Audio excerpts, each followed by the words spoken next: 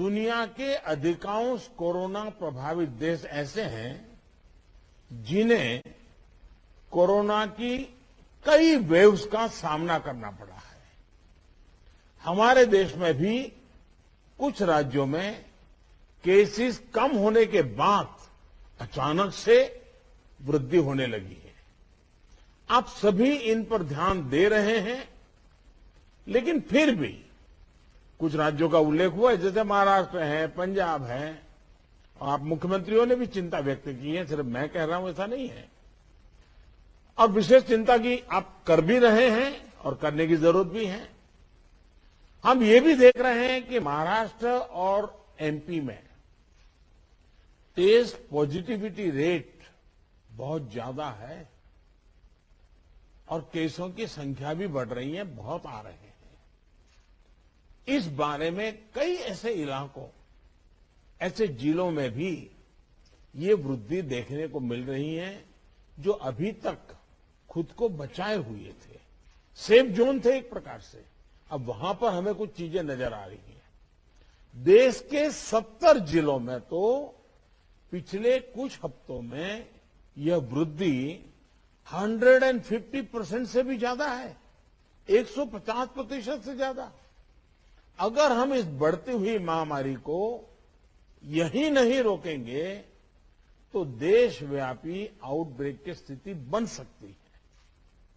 हमें कोरोना की उस उभरती हुई सेकंड पीक को तुरंत रोकना ही होगा और इसके लिए हमें क्विक और डिसाइसिव कदम उठाने होंगे। कई जगह देखने को मिल रहा है कि मास्क को लेकर अब स्थानीय प्रशासन द्वारा भी उतनी गंभीरता नहीं दिखाई जा रही। मेरा आग्रह है कि स्थानीय स्तर पर गवर्नेंस को लेकर जो भी दिक्कत है उनकी पड़ताल, उनकी समीक्षा की जानी और उन दिक्कतों को सुलझाया जाना, ये मैं समझता हूं वर्तमान में बहुत आवश्यक है। ये मंथन का विषय है कि आखिर कुछ क्षेत्रों में ही टेस्टिंग कम क्यों हो रही है, क्यों ऐसे ही क्षेत्रों में टीकाकरण भी कम हो रहा है। मैं समझता हूं कि ये गुड गवर्नेंस की परीक्षा का भी समय है। कोरोना की लड़ाई में हम आज जहां तक पहुंचे हैं उसमें और उससे जो आत्मविश्वास आया है, ये आत्मविश्वास, हमारा कॉन्फिडेंस ओवर कॉन्फिडेंस भी नहीं हो जाना चाहिए। हमारी ये सफलता लापरवाही में भी नहीं बदलनी चाहिए। हमें जनता को पैनिक मोड में भी नहीं लाना है।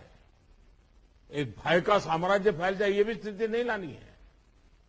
और कुछ सावधानियां बरत करके, कुछ इनिशिएटिव लेकर के हमें जनता को परेशानी से मुक्ति भी दिलानी है। अपने प्रयासों में हमें अपने पुराने अनुभवों को शामिल करके रणनीति बनानी होगी। हर राज्य के अपने अपने प्रयोग हैं, अच्छे प्रयोग हैं, अच्छे इनिशिएटिव हैं। कई राज्य दूसरे राज्यों से नए नए प्रयोग सीख भी रहे हैं। लेकिन अब एक साल में हमारी गवर्नमेंट मशीनरी को नीचे तक ऐसी स्थितियों में कैसे काम करना, करीब करीब ट्रेनिंग हो चुकी है। अब हमें प्रोएक्टिव होना जरूरी है। हमें जहां जरूरी हो, और ये मैं आग्रहपूर्वक कहता हूं, माइक्रो कंटेनमेंट जोन बनाने का विकल्प भी किसी भी हालत में ढिलास नहीं लानी चाहिए। इस पर बड़े आग्रह से काम करना चाहिए। जिलों में काम कर रही पैंडेमिक जो रिस्पांस टीम्स को कंटेनमेंट और सर्वेलेंस एसओपीस, इसकी रीओरिएंटेशन की आवश्यकता हो, वो भी किया जाना चाहिए। फिर से एक बार 4 घंटे 6 घंटे के लिए बैठ करके चर्चा हो, हर लेवल पे चर्चा हो, सेंसिटाइज भी करेंगे, पुरानी चीजें याद भी करा देंगे और गति भी ला सकते हैं। और इसके साथ ही टेस्ट, ट्रैक और ट्रीट, इसको लेकर भी हमें उतनी ही गंभीरता की जरूरत है जैसे कि हम पिछले 1 साल से करते आ रहे हैं। हर संक्रमित व्यक्ति के कॉन्टैक्ट्स को कम से कम समय में ट्रैक करना और आरटी-पीसीआर टेस्ट रेट 70% से ऊपर रखना बहुत अहम है। हम ये भी देख रहे हैं कि कई राज्यों में रैपिड एंटीजन टेस्टिंग पर ही ज्यादा बल दिया जा रहा है और उसी भरोसे गाड़ी चल रही है। जैसे केरल है, उड़ीसा है, छत्तीसगढ़ है, यूपी है। मुझे लगता है कि इसमें बहुत तेजी से बदल की जरूरत है। इन सभी राज्यों में, मैं तो चाहता हूं देश के सभी राज्यों में हमें आरटी-पीसीआर टेस्ट और बढ़ाने पर जोर देना होगा। एक बात जो बहुत ध्यान देने वाली है वो ये कि इस बार हमारे टियर 2 और टियर 3 शहर जो शुरू में प्रभावित नहीं हुए थे, उनके आसपास के क्षेत्र प्रभावित ज्यादा हो रहे हैं। देखिए, इस लड़ाई में हम सफलतापूर्वक बच पाए हैं, उसका एक कारण था कि हम गांवों को इससे मुक्त रख पाए थे। लेकिन टियर 2, टियर 3 सिटी पहुंचा तो इसको गांव में जाने से देर नहीं लगेगी और गांवों को संभालना हमारी व्यवस्थाएं बहुत कम पड़ जाएगी। और इसलिए हमें छोटे शहरों में टेस्टिंग को बढ़ाना होगा। हमें छोटे शहरों में रेफरल सिस्टम और एम्बुलेंस नेटवर्क के ऊपर विशेष ध्यान देना होगा। प्रेजेंटेशन में ये भी बात हमारे सामने रखी गई कि अभी वायरस का स्प्रेड डिस्प्रेस्ड मैनर में हो रहा है। इसकी बहुत बड़ी वजह यह भी है कि अब पूरा देश ट्रैवल के लिए खुल चुका है। विदेशों से आने वाले लोगों की संख्या भी बढ़ी है। इसलिए आज हर एक केस के ट्रैवल की, उसके कॉन्टैक्ट्स के ट्रैवल की सूचना सभी राज्यों को आपस में भी साझा करना जरूरी है। आपस में जानकारी साझा करने के लिए किसी नए मैकेनिज्म की जरूरत लगती है तो उस पर भी विचार होना चाहिए। इसी तरह विदेश से आने वाले यात्रियों और उनके कॉन्टैक्ट्स के सर्वेलेंस के लिए एसओपी के पालन की जिम्मेदारी भी हमारी अब बढ़ गई है। अभी हमारे सामने कोरोना वायरस के न्यूटन्स को भी पहचाने और उनके प्रभावों का आकलन का भी एक प्रश्न है। आपके राज्यों में आपको वायरस के वेरिएंट का पता चलता रहे, इसके लिए भी जीनोम सैंपल भी टेस्टिंग के लिए भेजा जाना उतना ही अहम है। साथियों, वैक्सीन अभियान को लेकर कई साथियों ने अपनी बात रखी। निश्चित तौर पर इस लड़ाई में वैक्सीन अब एक साल के बाद हमारे हाथ में एक हथियार आया है। ये प्रभावी हथियार है। देश में वैक्सीनेशन की गति लगातार बढ़ रही है। हम एक दिन में 30 लाख लोगों को वैक्सीन करने के आंकड़े को भी एक बार तो पार कर चुके हैं। लेकिन इसके साथ ही हमें वैक्सीन डोसेज वेस्ट होने की समस्या को बहुत गंभीरता से लेना चाहिए। तेलंगाना और आंध्र प्रदेश में 10% से ज्यादा वैक्सीन वेस्टेज है। यूपी में भी वैक्सीन वेस्टेज करीब करीब वैसा ही है। वैक्सीन क्यों वेस्टेज हो रही है, इसकी भी राज्यों में समीक्षा होनी चाहिए और मैं मानता हूं हर रोज शाम को इसकी मॉनिटरिंग की व्यवस्था रहनी चाहिए और हमारी सिस्टम को प्रोएक्टिव लोगों को कांटेक्ट करके एक साथ इतने लोग मौजूद रहें ताकि वैक्सीन दे, वैक्सीन वेस्टेज न जाए, इसकी व्यवस्था होनी चाहिए। क्योंकि एक प्रकार से जितना परसेंटेज वेस्टेज होता है, हम किसी के अधिकार को बर्बाद कर रहे हैं। हम किसी के अधिकार को बर्बाद करने का हमें हक नहीं है। स्थानीय स्तर पर प्लानिंग और गवर्नेंस की जो भी कमियां हैं, उन्हें तुरंत सुधारा जाना चाहिए।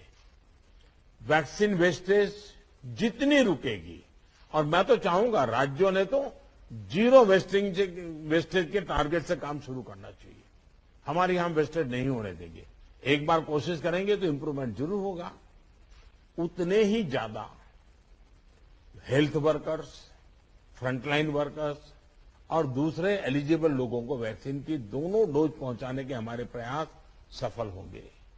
मुझे विश्वास है कि हमारे इन सामूहिक प्रयासों और रणनीतियों का अमल जल्दी ही हमें दिखाई देगा और उसका परिणाम भी नजर आएगा। अंत में मैं कुछ बिंदु फिर एक बार दोहराना चाहता हूं ताकि हम सभी इन विषयों पर ध्यान देते हुए आगे बढ़े। एक मंत्र जो हमें लगातार हम सबको कहना होगा, दवाई भी और कड़ाई भी। देखिए, दवाई मतलब बीमारी चली गई ऐसा नहीं। मान लीजिए किसी को जुकाम हुआ है, उसने दवाई ले ली, सब ली, लेकिन इसका मतलब ये नहीं है कि उसको ठंडी जगह पे बिना सुरक्षा के ऊनी कपड़े वगैरह पहने बिना वो चला जाए, बारिश में कहीं भीगने के लिए चला जाए। भाई ठीक है, तुमने दवाई ली है, लेकिन तुम्हें बाकी संभालना तो पड़ेगा ही पड़ेगा। ये हर हेल्थ का नियम है जी। ये कोई इस बीमारी के लिए नहीं है, ये हर बीमारी के लिए है जी। अगर हमें टाइफाइड हुआ, दवाई हो गई, सब हो गई, फिर भी डॉक्टर कहते हैं वे इन चीजों को नहीं खाना। ये वैसा ही है। और इसलिए मैं समझता हूं इतनी सामान्य बात लोगों को समझानी चाहिए। और इसलिए दवाई भी और कड़ाई भी, इस विषय में हम बार बार लोगों को आग्रह करें। दूसरा जो विषय मैंने कहा, आरटीपीसीआर टेस्ट को स्केल अप करना बहुत आवश्यक है ताकि नए केसेस की पहचान तुरंत हो सके। स्थानीय प्रशासन को माइक्रो कंटेनमेंट जोन बनाने की दिशा में हमें आग्रह करना चाहिए। वो वहीं पर काम तेजी से करें, हम बहुत तेजी से रोक पाएंगे ताकि संक्रमण का दायरा फैलने से रोकने में वो मदद करेगा। वैक्सीन लगाने वाले केंद्रों की संख्या बढ़ाने की आवश्यकता है। वो प्राइवेट हो, सरकारी हो, जितना, जैसा आपने मैप देखा होगा, वो आपके लिए भी राज्यवार भी बनाया। वो शुरू में जो ग्रीन डॉट वाला बताया था, और देखने से ही पता चलता है बहुत सारे इलाके हैं कि जहां लाइट ग्रीन लग रहा है, मतलब कि हमारे वैक्सीनेशन सेंटर उतने नहीं है और या तो एक्टिव नहीं है। देखिए, टेक्नोलॉजी हमारी बहुत मदद कर रही है। हम बहुत आसानी से डे टू डे चीजों को ऑर्गेनाइज कर सकते हैं। इसका हमें फायदा तो लेना है, लेकिन उसमें उसके आधार पर हमें इंप्रूवमेंट करना है।